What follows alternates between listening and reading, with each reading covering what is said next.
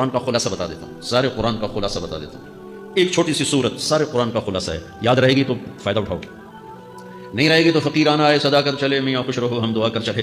چلو تمہارا اتنا تو احسان ہے کہ بیٹھ کے سن لو. قرآن میرے اللہ کا علم ہے، میرے نبی کی زبان سے نکلا ہے، اور یہ دونوں بے خطا ہستیاں ہیں. تو اللہ رسول کی بات کا خلاصہ سنا رہا ہوں. اللہ اس کا رسول ایک بات کو سمری کر کے آپ کو دے. سارا قرآن 114 صورتیں، 6200 کچھ آیات، ان سب کا خلاصہ ایک چھوٹی سی صورت جس میں کامیابی ناکامی کی مہر لگا دی. قرآن نے قسمیں اٹھائی ہیں، یہ قرآن کی آخری قسم ہے. قسم اٹھانے سے بات طاقتور ہو جاتی ہے. اللہ کو قسم کی ضرورت نہیں ہمیں سمجھانے کے لیے. پہلی قسم قرآن کی سورہ نساء میں فلا وربک لا یؤمنون حتی یحکموک فیما شجر بینہم، یہ پہلی قسم. دوسری آخری قسم ہے قرآن کی والعصر، یہ آپ کو بتانا چاہتا ہوں. مجھے زمانے کی قسم. بچوں یہ بنیاد بنا لو، پھر آنکھیں بند کر کے چلو. تمہیں نوکری ملے تو بھی موج ہے، نہ ملے تو بھی موج ہے. تمہارے پاس دنیا کا علم آئے کم آئے زیادہ، یہ چار باتیں ہیں تو تمہیں خوشخبری ہے. میرا اللہ کا والعصر، مجھے قسم ہے زمانے کی، ان الانسان لفی خسر، ساری دنیا کے انسان یقیناً ناکامی کے سمندر میں ڈوب گئے. فی کا لفظ بہت خوفناک مطلب دے رہا ہے. یوں دکھا رہا ہے جیسے سفینہ انسانیت ناکامی کے سمندر میں ڈوب رہا ہو، غرق ہو رہا ہو. تو پوچھنے والا پوچھتا ہے یا اللہ کوئی بچا؟ کوئی بچنے کی امید کہاں؟ چار کام کرنے والے ناکامی سے بچ سکتے ہیں. اچھا ناکامی کسے کہتے ہیں؟ اللہ کی نظر میں اللہ کا راضی ہونا کامیابی ہے، اور اللہ کا ناراض ہونا ناکامی ہے. جنت کا مل جانا کامیابی ہے، اور جہنم میں گر جانا ناکامی ہے. یہ قرآن کا مفہوم ہے. فمن زحزح عن النار وادخل الجنة فقد فاز، جو جہنم سے بچ کے جنت میں چلا گیا وہ کامیاب. ناکام کون ہے؟ قل ان الخاسرین الذین خسروا انفسهم واهلهم یوم القیامہ الا ذلک هو الخسران المبین لهم من فوقهم ظلل من النار ومن تحتهم ظلل. جو قیامت کے دن جہنم میں گر گیا یہ ناکام ہے. اس مفہوم کو ذہن میں بٹھائیں. پیسے کا مل جانا ایک وقتی کامیابی، نہ ملنا ایک وقتی ناکامی ہے. یہ کامیابی ناکامی ہے ہی نہیں، یہ حالات ہیں، امتحان ہے. اللہ نے یزید کو تخت دے دیا، حسین کو نیزے پہ چڑھا دیا، تو کیا اللہ تعالیٰ حسین سے ناراض ہے اور یزید سے راضی ہے؟ جو انسانیت کے لیے پھٹکار ہو اس کو 3 براعظم کی حکومت مل رہی ہے تو ایک امتحان ہے. آل رسول کے سر کٹ کے نیزوں پہ چڑھ رہے ہیں، امتحان ہے. میرے نبی کے پیٹ پہ 2 پتھر بندھے ہوئے ہیں، امتحان ہے. حضرت عمر رضی اللہ عنہ آپ کے حجرے میں آئے تو فقر تو رونے لگے. آپ نے کہا کیوں رو رہے ہو؟ یا رسول اللہ یہ ایران کے بادشاہ، یہ روم کے بادشاہ سونے کے برتنوں میں کھانے کھاتے ہیں، زربفت کے بسیاریوں پر بستروں پر وہ آرام کرتے ہیں. آپ 2 جہان کے سردار ہو کر یہ حال. آپ نے کہا عمر ان کے لیے دنیا میں، ہمارے لیے آخرت میں. تو میرے اللہ نے کہا والعصر، زمانے کی قسم ساری دنیا کے انسان ناکام ہے. ناکامی کیا ہے؟ جہنم. کون بچا اس ناکامی سے؟ کوئی بچ سکتا ہے؟ اللہ نے کہا 4 کام کرنے والے بچ جائیں گے. 4 کام کرنے والے، الا الذین آمنوا، جو ایمان لائے. ایمان ناکامی سے نکالنے کی پہلی شرط ہے. وعملوا الصالحات، جنہوں نے اچھے اعمال کیے. اچھا عمل ناکامی سے نکلنے کی دوسری شرط ہے. وتواصوا بالحق، جنہوں نے حق کی دعوت دی. یہ تبلیغ کا کام، جس کو آپ تبلیغی جماعت سمجھتے ہیں، یہ تبلیغی جماعت نہیں ہے. یہ میرے رب کی لگائی ہوئی ذمہ داری ہے ختم نبوت کی وجہ سے کہ میرے نبی کے بعد اب کوئی نہیں آئے گا. تم اے امت محمد اس دعوت کے کام کو اور حق کی دعوت کو تم آگے پہنچاؤ گے. وتواصوا بالحق، یہ لازمی پیپر ہے، کمپلسری پیپر، اس میں نقل بھی نہیں لگ سکتی ہے. یہ لازمی پیپر ہے. وتواصوا بالحق، کیا کوئی نبی نہیں آنے والا، لہٰذا ایک دوسرے کو تیار کرو، دنیا تک جاؤ، یہ تمہاری ذمہ ہے. یہ ناکامی سے نکلنے کی تیسری شرط ہے. چوتھا پیپر وتواصوا بالصبر، جنہوں نے صبر کی دعوت دی، صبر کیا. میرے بچوں، میرے عزیزوں، میرے بھائیوں، یہ 4 ضروری پیپر ہیں اپنی دنیا اور آخرت کی کامیابی کو حاصل کرنے کے لیے. یہ 4 ضروری پرچے ہیں دنیا اور آخرت کی ناکامی سے نکلنے کے لیے. والعصر، مجھے زمانے کی قسم، کیونکہ زمانہ گواہ ہے. زمانے کے اندر فرعون، قارون، حامان، شداد ڈوبے، برباد ہوئے، تباہ ہوئے. زمانے کی قسم. والعصر، مجھے عصر کے وقت کی قسم. یہ کیوں کہا؟ یہ ایک مطلب بیان کیا جاتا ہے.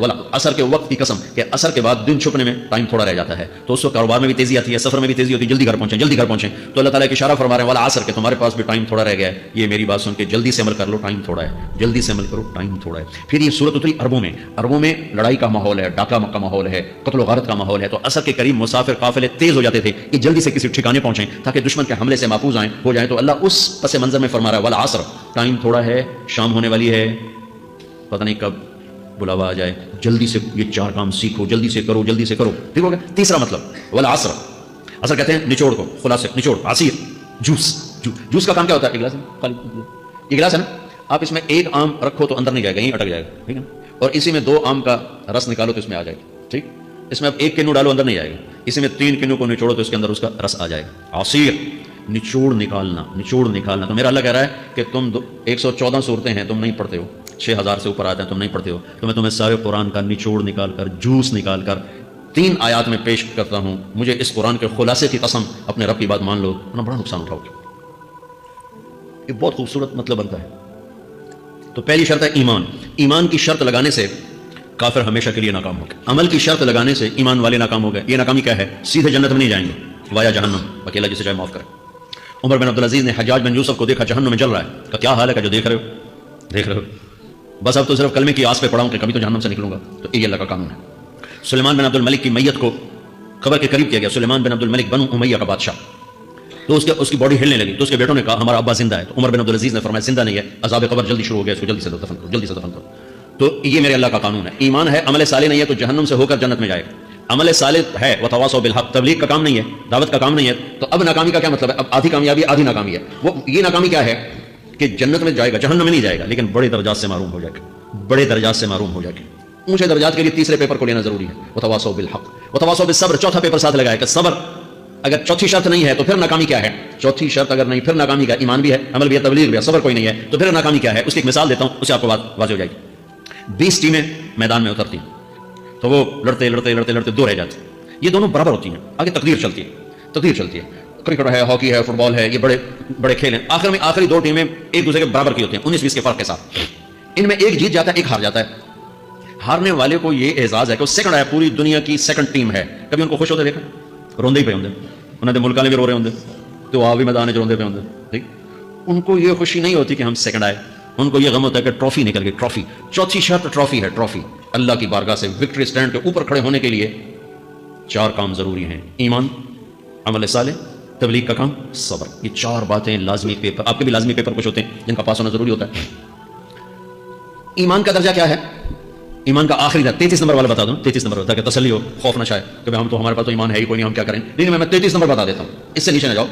میں نے 7ویں میں نا فارسی رکھی، فارسی نا جو آپشنل مضمون ہوتا ہے، کیونکہ اس کو ٹیچر تھے بوڑھے سے، میں کہا نہ کچھ آخنا نہ کچھ نہ، چلو فارسی رکھو۔ تو زیدی صاحب رحمۃ اللہ علیہ، تو میرے نمبر آئے 7، 100 میں سے 7 نمبر، میں پڑھتا ہی مجھے بلایا طارق جمیل، جی سر ادھر آئیے۔ تو وہ یہاں بیٹھے تھے چیئر پر، میں یہاں کھڑا تھا، تو انہوں نے میرا یہ کان پکڑ کے آپ کے ماشاءاللہ 7 نمبر آئے ہیں، تو آپ صفر خود لگا لیں تو انشاءاللہ 70/100 ہو جائیں گے۔ تو وہ 7 کم نہ کرو، 33 نمبر میں 10 دینا۔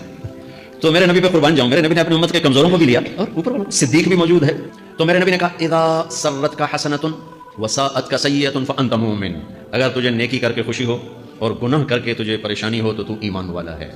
اگر نیکی کر کے خوش ہو اور گناہ کر کے پریشان ہے تو تو ایمان والا ہے، فانت مؤمن، تو ایمان والا ہے۔ یہ ایمان کا آخری درجہ ہے، اس کے آگے پھر مائنس کام شروع ہو جاتا ہے، پھر نہ نیکی کس کا شوق ہو، نہ گناہوں کا کوئی ڈر ہو، نہ ندامت ہو، نہ پشیمانی ہو، تو پھر یہ انسانوں سے نکل کر جانور میں چلا جاتا ہے۔ تو میرے عزیزو، اس درجے کا ایمان کہ ہم بشر ہیں، جب گناہ ہو توبہ کرو اللہ معاف کر دے، جب خطا ہو توبہ کرو اللہ معاف کر دے۔ معاف کرنے میں اللہ کو سب سے زیادہ پسند معاف کرنا ہے، کہ بندے کا توبہ کرنا اللہ کا معاف کرنا، بندے کا توبہ کرنا اللہ کا معاف کرنا۔ تو ایمان کا اگر یہ درجہ مل گیا ہے اور اس میں ندامت کا آنسو شامل ہے تو پریشانی کی بات ہی کوئی